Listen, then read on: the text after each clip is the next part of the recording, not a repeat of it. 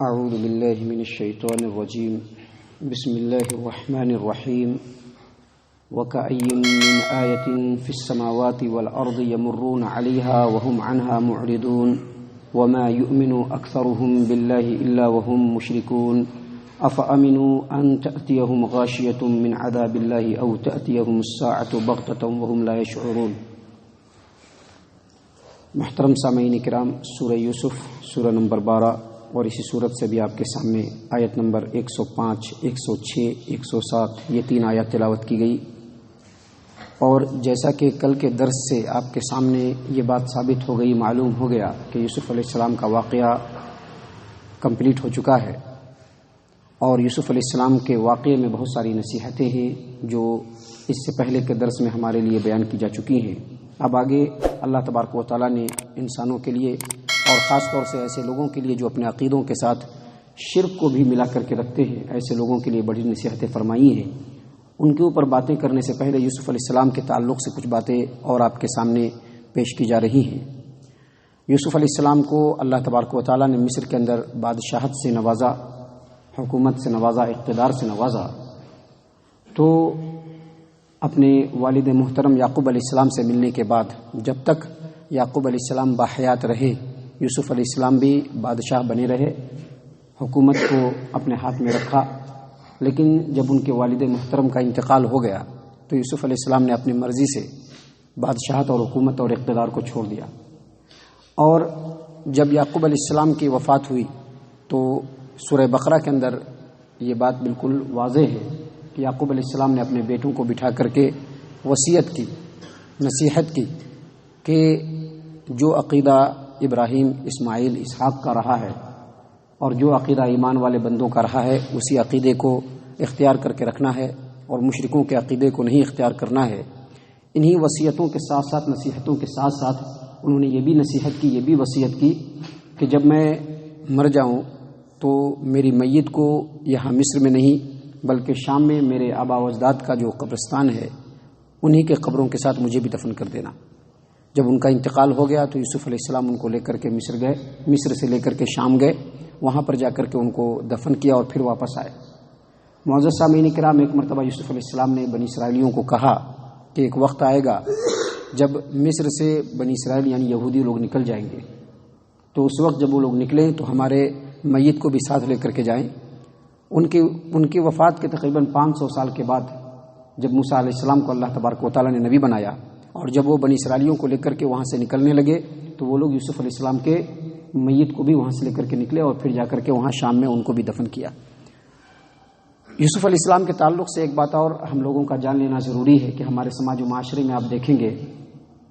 کہ لڑکا اور لڑکی کا نکاح ہوتا ہے تو نکاح کے پڑھانے کے وقت جو نام نہاد مولوی لوگ ہوتے ہیں وہ لوگ داستان یوسف اور زلیخا بھی پڑھتے ہیں اور اس طرح کے تذکرے بھی کرتے ہیں، اور ان کا یہ عقیدہ ہے کہ یوسف علیہ السلام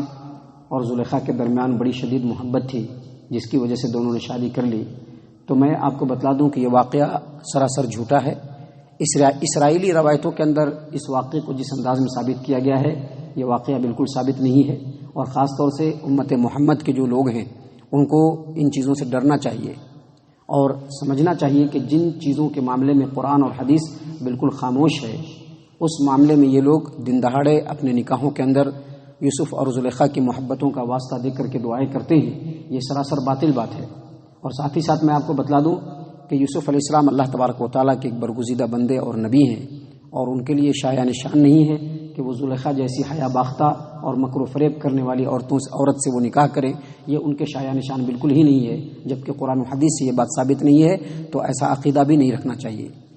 یہ یوسف علیہ السلام کے تعلق سے ضروری باتیں تھیں جو میں نے اس درس میں آپ کے سامنے پیش کرنا ضروری سمجھا۔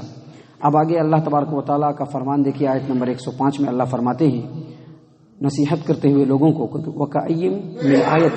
فِي السَّمَاوَاتِ وَالْأَرْضِ يَمُرُّونَ عَلَيْهَا وَهُمْ عَنْهَا مُعْرِضُونَ، یعنی اللہ تبارک و تعالیٰ کی بہت ساری نشانیاں زمین کے اندر بھی ہے اور آسمانوں کے اندر بھی ہیں جس کے پاس سے یہ لوگ گزرتے ہیں لیکن اس کے اوپر توجہ نہیں دیتے ہیں۔ یعنی اللہ تبارک و تعالیٰ یہاں پر مشرکین مکہ کو نصیحت فرما رہا ہے اور اس کے بعد کے آنے والے اس طرز پر چلنے والے تمام لوگوں کو نصیحت فرما رہا ہے کہ جو لوگ قرآن آیات کو نہیں سننا چاہتے ہیں، یعنی مشرکین مکہ قرآن آیات کو سننے کی چاہت نہیں رکھتے تھے، اور یہ جو سوالات کرتے تھے محض نبی اکرم صلی اللہ علیہ وسلم کو پھنسانے کی غرض سے،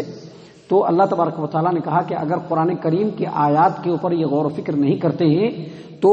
دن اور رات جو اللہ تبارک و تعالیٰ کی بہت ساری نشانیاں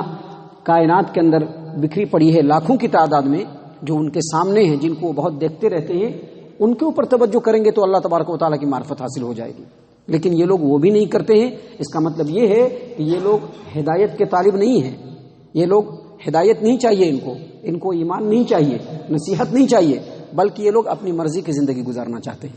آگے اللہ تبارک و تعالیٰ نے فرمایا وَمَا يُؤْمِنُ أَكْثَرُهُم بِاللَّهِ إِلَّا وَهُم مُشْرِكُونَ، اور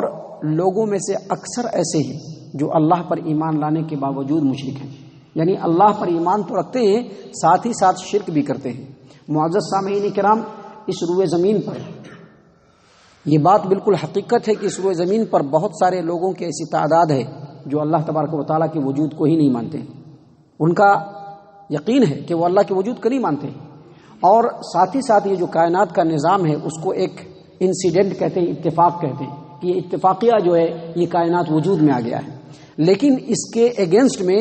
اس روئے زمین پر ایسے لوگوں کی تعداد بہت زیادہ رہی ہے جو اللہ تبارک و تعالیٰ کو خالق، رازق اور اس پورے کائنات کا چلانے والا، تدبیر اور انتظام کرنے والا مانتے ہیں، اور ان میں بہت کم تعداد ایسے لوگوں کی رہی ہے جو اللہ تبارک و تعالیٰ کی الوہیت اور اللہ تبارک و تعالیٰ کی صفات میں کسی دوسرے کو شریک نہیں ٹھہراتے ہیں، بلکہ خالص توحید پرستی کی زندگی گزارتے ہیں۔ ایسے لوگوں کی تعداد بہت کم ہے، بہت کم ہے ایسے لوگوں کی تعداد، اور اس کے مقابلے میں بہت سارے لوگوں کی تعداد ایسی ہے جو اللہ تبارک و تعالیٰ کو اپنا خالق، رازق، مالک اور اس پورے کائنات کا انتظام و انصرام کرنے والا تو مانتے ہیں، لیکن ساتھ ہی ساتھ شرک بھی کرتے رہتے ہیں، شرک بھی کرتے رہتے ہیں، نفس کی مانتے رہتے ہیں، ان کی مانتے رہتے ہیں، ان کی مانتے رہتے ہیں۔ بہت سارے ایسے لوگ ہیں، یہ صرف مشرکین مکہ کے ساتھ خاص نہیں ہے، بلکہ مشرکین مکہ سے پہلے بھی ایسے لوگ رہے ہیں اور آج تک ایسے لوگ رہے ہیں۔ مشرکین مکہ کے ایک عقیدے کو آپ دیکھیے، اللہ تبارک و تعالیٰ کے رسول صلی اللہ علیہ وسلم کی حدیث ہے، صحیح مسلم کتاب الحج باب التلبیہ۔ مشرکین مکہ جو تھے جب وہ تلبیہ پڑھتے تھے، تلبیہ حج و عمرے کا احرام باندھتے تھے تو تلبیہ کیسے پڑھتے تھے؟ تلبیہ پڑھتے تھے لبیک لا شریک لک الا ہوا شریک لک تملکہ وما ملک۔ اس کا مطلب یہ ہے کہ اے اللہ ہم حاضر ہیں، اے اللہ تیرا کوئی شریک نہیں ہے مگر وہی تیرا شریک ہے جس کو تو نے اختیار دے کر کے اپنا شریک بنایا، اور ان کا اختیار ان کا اپنا اختیار نہیں ہے بلکہ یہ اختیار اللہ تبارک و تعالیٰ تو نے ان کو عنایت کیا۔ یہ ان کا عقیدہ۔ ہمارے یہاں کیا ہے؟ لبیک لا شریک لک لبیک، لبیک لا شریک لک لبیک ان الحمد والنعمت لک والملک، یعنی تمام کی تمام اختیارات جو ہے وہ اللہ کے لیے ہے اور اللہ کے ساتھ کوئی شریک نہیں ہے۔ لیکن ان کے تلبیہ کے اندر جو عقیدہ تھا وہ کیا کہ اے اللہ تیرا تو کوئی شریک نہیں ہے، لیکن جن کو تو نے اختیار بخشا ہے وہ تیرا شریک ضرور ہیں، اور وہ خود اختیار نہیں رکھتے ہیں بلکہ اختیار تو نے ان کو دیا ہے۔ آپ دیکھیں گے کہ آج بھی ہمارے سماج و معاشرے کے اندر اولیاء کرام کے اختیارات، تصرف، اور وہ بگڑی بنا سکتے ہیں، اولاد دے سکتے ہیں، نوکریاں لگا سکتے ہیں، گناہ گاروں کو اللہ تبارک و تعالیٰ سے لڑ کر کے جہنم سے جنت میں لے جا سکتے ہیں۔ یہ تمام کے تمام اختیارات کی بڑی شدت سے وکالت کرتے ہیں اور بڑی شدت سے کہتے ہیں کہ یہ عقیدہ بالکل صحیح ہے، اور ان کا یہ کہنا ہے کہ یہ عقیدہ اللہ تبارک و تعالیٰ نے ہی ان کو دیے ہیں، خود سے ان کو یہ اختیار نہیں آیا ہے۔ تو یہ جو ہے مشرکین کا جو عقیدہ ہے، مشرکوں کا جو عقیدہ ہے اور شرک والا جو عقیدہ ہے، آج بھی ایمان والوں کے اندر پایا جاتا ہے۔ اللہ تبارک و تعالیٰ نے ان تمام لوگوں کا جواب دیتے ہوئے قرآن کریم کے اندر بے شمار جگہوں پر کہا ہے کہ اگر اللہ تبارک و تعالیٰ نے اپنے علاوہ کسی کو بھی کوئی اختیار دیا ہے تو آسمانی کتابوں میں سے کسی بھی کتاب میں اس کی دلیل لا کر کے دکھلائے۔ جتنی بھی الہامی کتابیں ہیں، جتنی بھی آسمانی کتابیں ہیں، قرآن کریم کے ساتھ ساتھ جتنی بھی کتابیں ہیں، کسی میں بھی اللہ تبارک و تعالیٰ نے یہ بات نہیں بیان فرمائی کہ اللہ تبارک و تعالیٰ نے اپنے علاوہ کسی کو بھی اختیار دے رکھا ہے۔ تو دراصل یہ جو شرک ہے یہ بڑی ہی آہستگی سے مسلمانوں کی زندگی میں شامل ہو جایا کرتا ہے۔ آپ دیکھیے شرک کی کچھ قسمیں ہیں جو میں آپ کے سامنے بیان کرتا ہوں بڑے ہی مختصر انداز میں۔ تفسیر ابن ابی حاتم کی روایت ہے، حذیفہ رضی اللہ عنہ ایک بیمار کی عیادت کرنے کے لیے گئے، مریض کی پچھاڑی کرنے کے لیے گئے۔ مریض کے پاس جب بیٹھے تو دیکھا کہ اس کے بازو میں جو ہے کالا داغا بندھا ہوا ہے، داغا۔ اس کو کاٹ دیا اور کہا کہ یہ شرک ہے۔ آج ہمارے یہاں دیکھیے لوگ مسلمان ہونے کے باوجود دھڑلے سے، آپ مسلمانوں کی بات چھوڑیے، آج تو توحید پرستی کا دعویٰ کرنے والوں کا ایمان اور ان کا جو ہے کردار اتنا کمزور ہو چکا ہے کہ ذرا سی بات میں ان کے جو ہے عقیدے اور ان کے جو ہے معاملات ٹوٹتے رہتے ہیں۔ دنیا کا ذرہ رتی سا بھی کوئی معاملہ آیا، عقیدوں کو جو ہے پیٹ کے پیچھے ڈالا اور اپنی خواہشات کی پیروی کے پیچھے لگ گئے۔ محترم سامعین کرام، اللہ کے رسول صلی اللہ علیہ وسلم نے فرمایا، من حلف بغیر اللہ فقد اشرک، جس نے اللہ کے علاوہ دوسرے کی قسم کھائی اس نے شرک کیا۔ آج ہم اپنے سماج و معاشرے کے اندر دیکھیں گے، لوگ اپنے باپ کی قسم کھاتے ہیں، اپنے ماں کی قسم کھاتے ہیں، اپنی بیوی کی قسم کھاتے ہیں، بیوی کی چاہتوں کی قسم کھاتے ہیں، بیوی کے سر کی قسم کھاتے ہیں، اور پتہ نہیں کن کن چیزوں کی قسم کھاتے ہیں۔ یہ سارے شرک کی باتیں ہیں۔